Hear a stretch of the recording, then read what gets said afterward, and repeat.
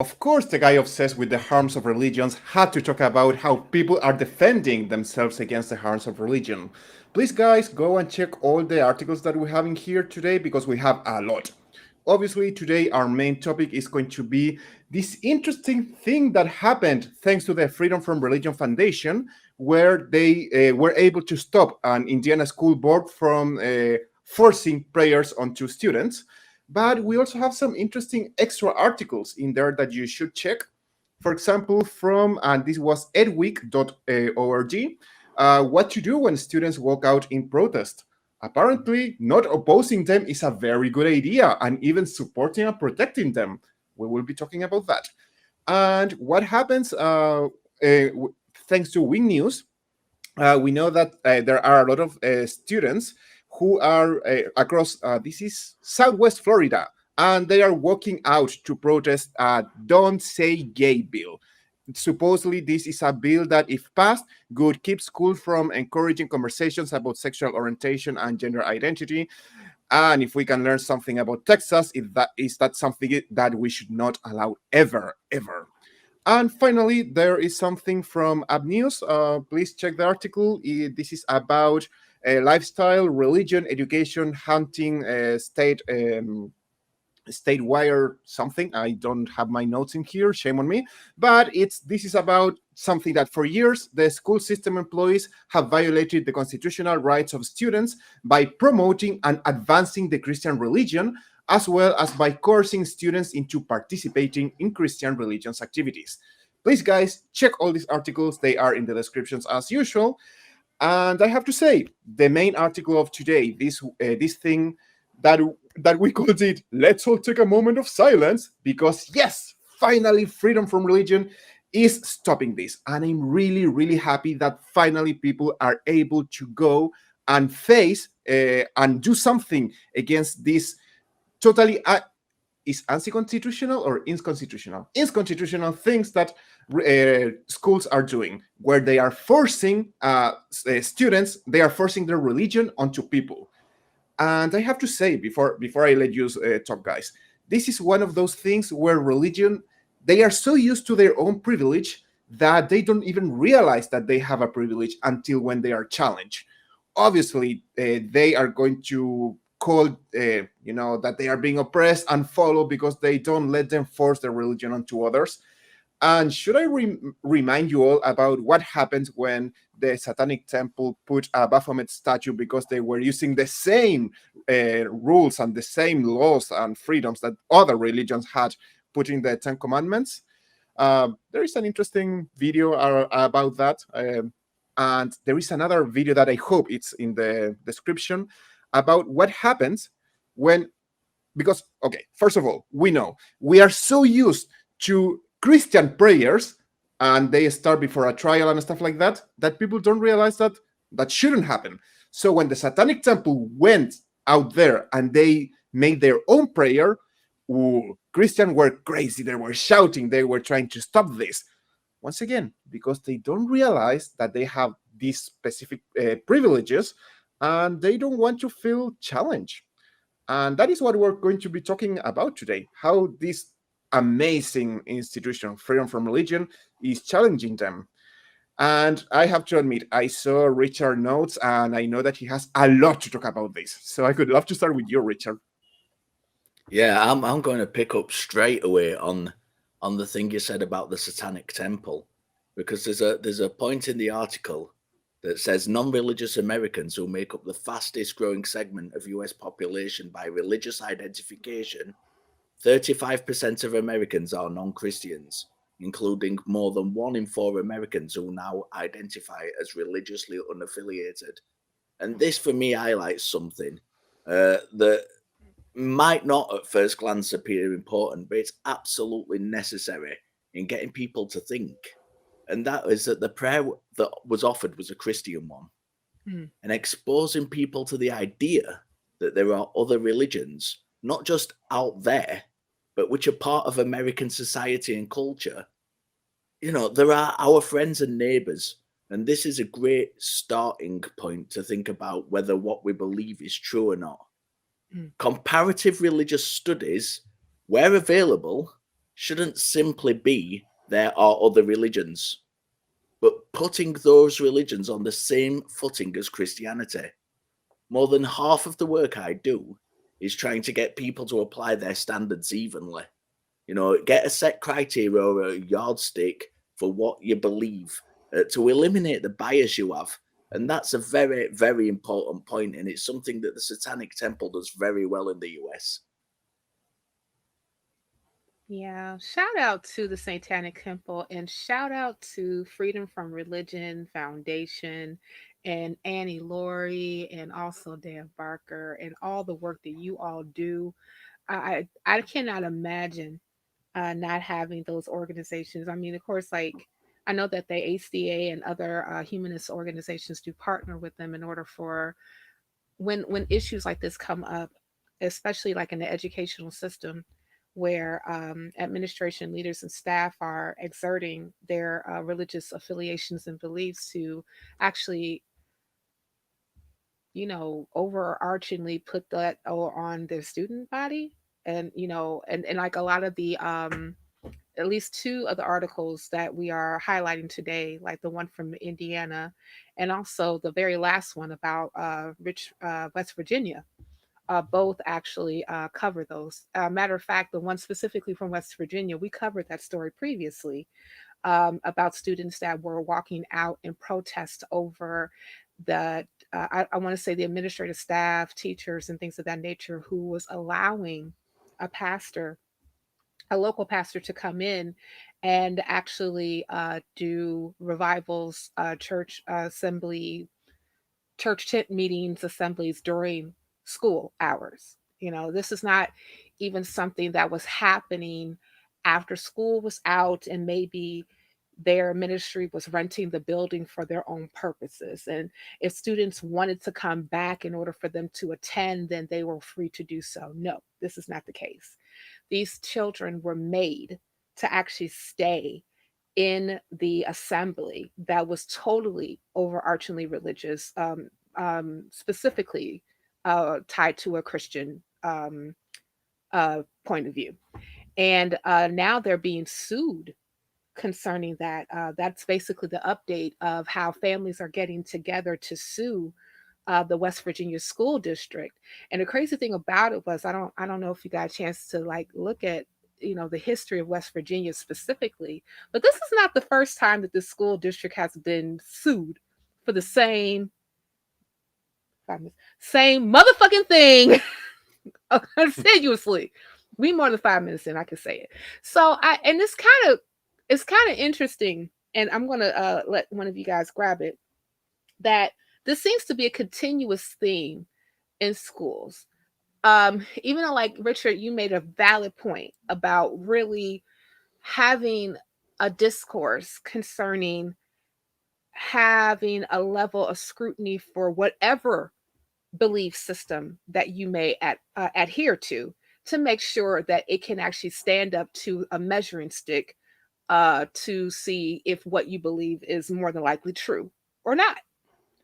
But one of the things that it seems to be a theme specifically in the United States is that we are constantly having uh, Christian leadership that will constantly like go into these particular school districts or what have you to really flex what they do in order for them to indoctrinate the students. So and that's like really really messed up. But I'm just going to go ahead and just like open it to back to the floor.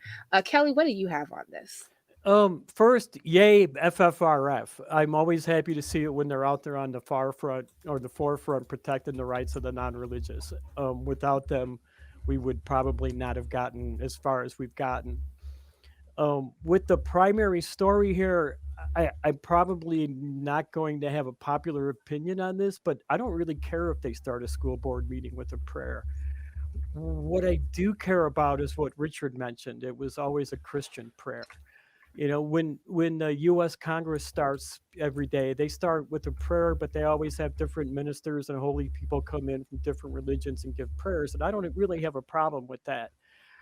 I do have a problem if they're doing it in the class, though, with the kids. that to me is a big problem. But I mean, kids aren't going to school board meetings. These are all adults, and I really don't have a problem with starting the meeting with a prayer, as long as that prayer is open to different religions and denominations. Um, Another thing that I noticed in the article, and I don't want to harp on this because I mention it all the time, but when we see those 25% of the people who are nuns that are non-religious, I don't think as many of those people are secular as we think they are. Like if most pagans would answer none, I'm not affiliated with any church or religion. And that's the way they ask the question. Do you affiliate with a church or religion? Now, there's a lot of people out there that would say they were Christians, but they don't go to a church. A lot of Christian nationalists would say they are not affiliated with the church, and yet they're still Christians.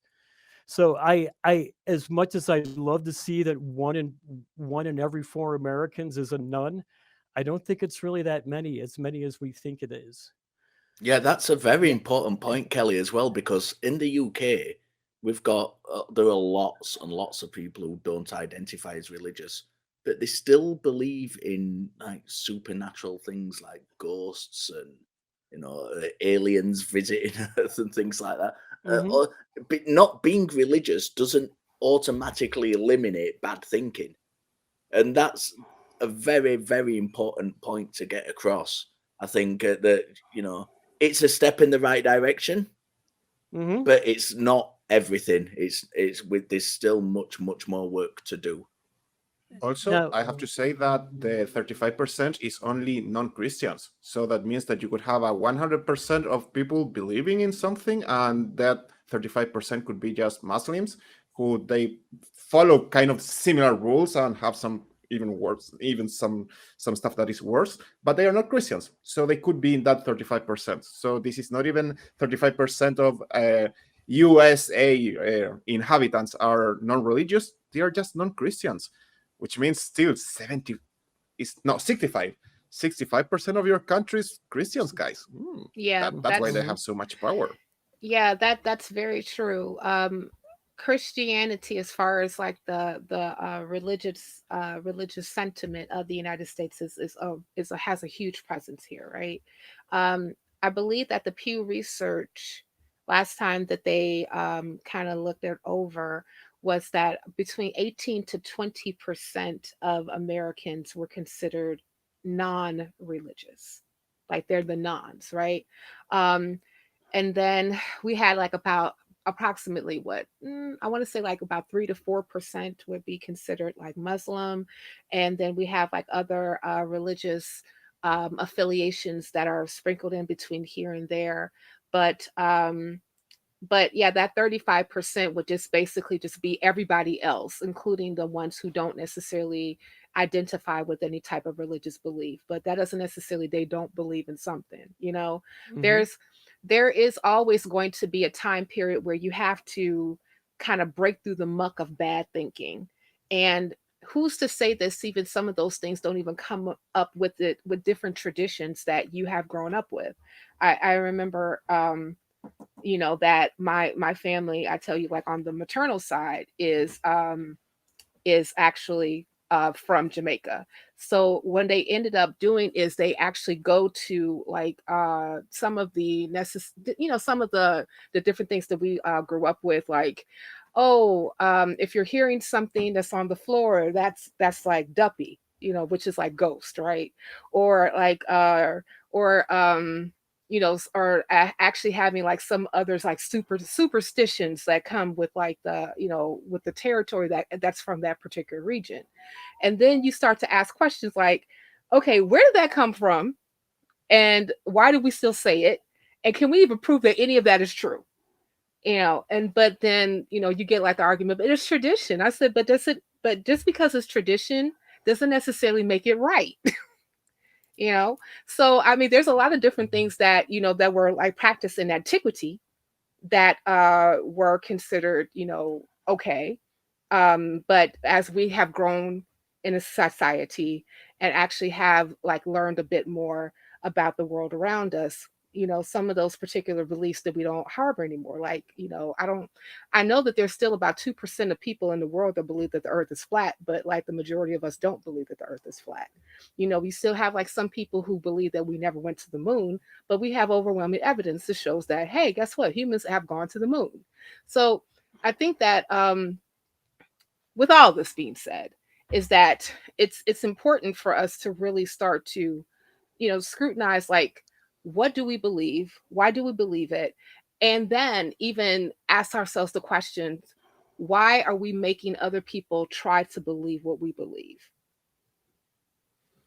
Yeah, one of the things I got to say is reading the secondary and tertiary articles of this, and it's something I'm seeing more and more in the news, and something that really gives me a lot of hope, is it seems that the younger people today are more cognizant of the things that are happening around them, and are more willing to stand up and discuss them and stand up to some of the injustices that the last couple of generations haven't been doing.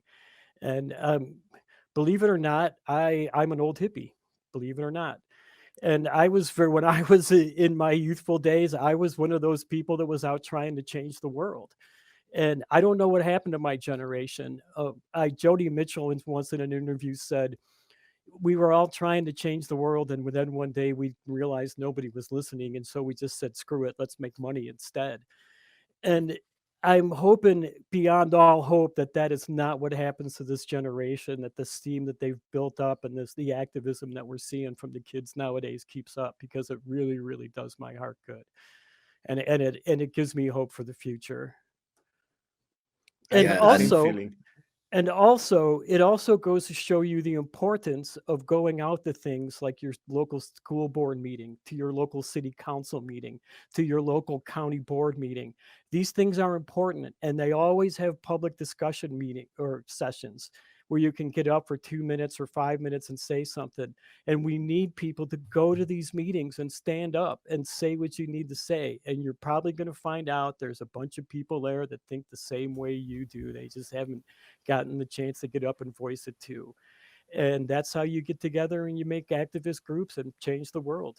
And because your local politics, your city council has more to do with your life than the president or the prime minister of your country.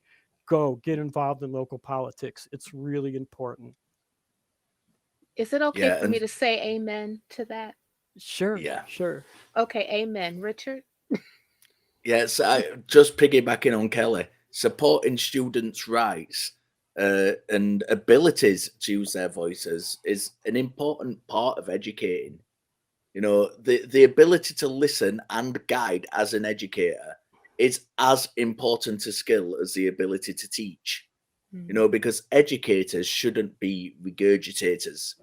They should be able to balance setting boundaries and encourage exploration of complex social and personal development.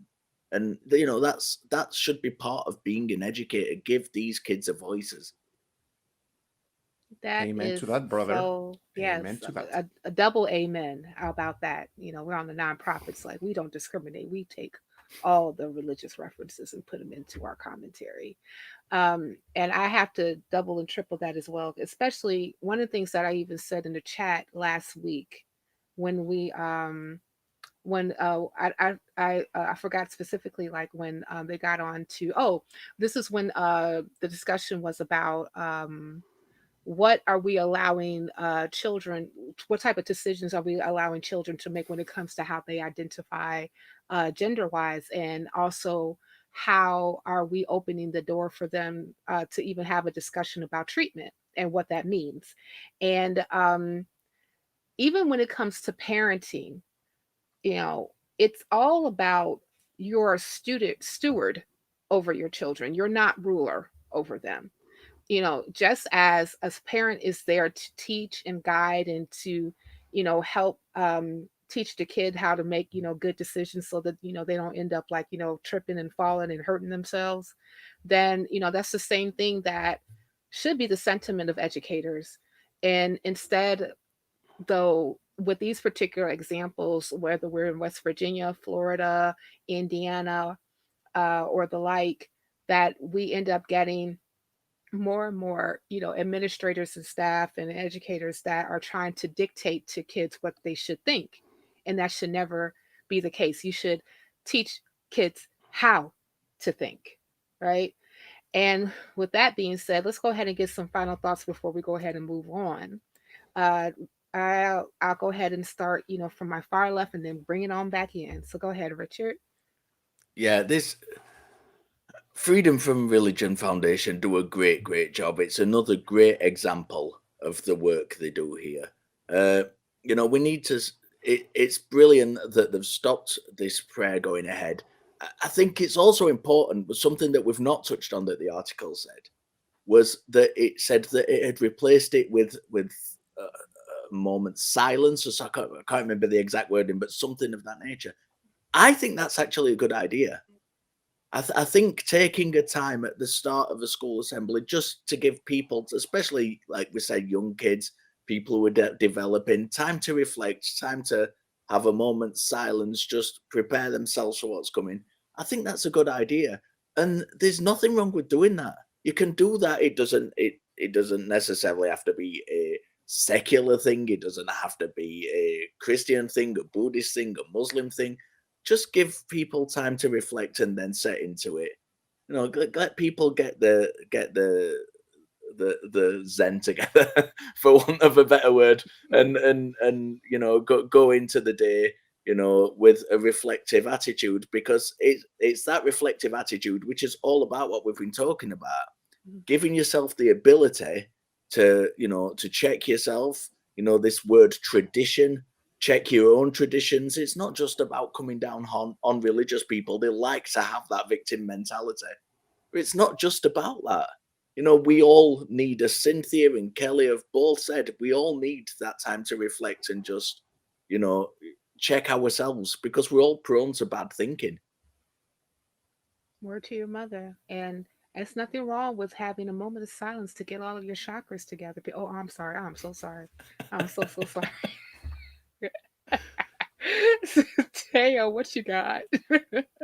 Well, after that chakras comment, I'm just happy. Actually, I'm happy that Recovering from Religion are not the only ones fighting against Christian forced indoctrination in your country. I do believe that we need Recovering from Religion all over the world. Sorry, Freedom from Religion. Yeah. The Freedom from Religion Foundation. Sorry. And yeah, I'm happy that people are waking up, students are protesting, they are realizing, hey, they are forcing this onto us and we deserve better. We are people able to think on ourselves and we don't need religion forced onto us. And that makes me extremely happy. And I really hope that most people realize this and that this turns into something that keeps growing all over the world. So my hopes are up. Nice. And Kelly.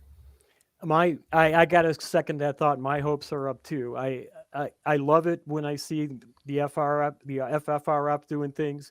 Everybody, if you have the ability to support them, please do it. The new generation of kids are blowing my mind, and I'm really happy to see that. So yeah, keep it going and go out there and into your community, be an activist, do something. You're gonna find the people that are just like you and want to do it too. So they're just looking for that person to take the first step, be that person. I love that. And and I'm going to just leave it at that so that we can just go into segment 2, but I'm not going to go into segment 2 yet because I have some stuff to say. But yeah, I totally echo what you say, be the change that we talk about, people, get involved. And if this stuff actually, means something to you, make your voice heard. Each small candle lights a dark corner of the world. I love that. I love that. Beautiful and poetic. Yes. Yes. I Wax wish I could poetic. claim it as mine, but it's not. So It's okay, but you said it oh so well. And that's another thing we love to do on the nonprofits. We wax poetic anytime that we get a chance. Anytime, or is it every time? Every time that we get a chance? I think it's every time that we get a chance.